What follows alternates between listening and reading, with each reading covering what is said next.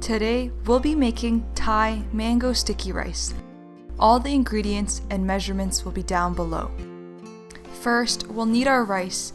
Make sure to soak the rice for at least 3 hours. Then, we'll drain the rice and place it on a cloth so that we can steam it. Once the water begins to boil, we'll place our rice and we'll steam for 20 minutes. While steaming, we'll work on our sauce. Add in coconut milk, sugar,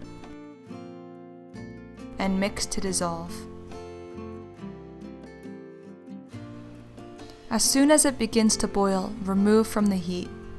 We'll pour half of this sauce into a bowl and leave the rest for later. Now that the rice is done steaming, take it out and we'll place it into our sauce. Make sure that the sauce completely coats the rice. We'll set it aside for now so that the rice can absorb the sauce completely. In the meantime, to water, we'll add in cornstarch to make a quick slurry. Then, we'll pour the slurry into our remaining sauce slowly.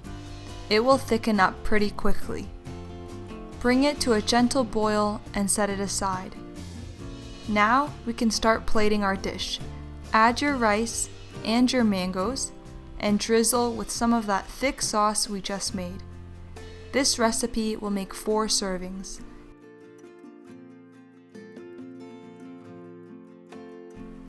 And there you have it, your delicious Thai mango sticky rice. Enjoy!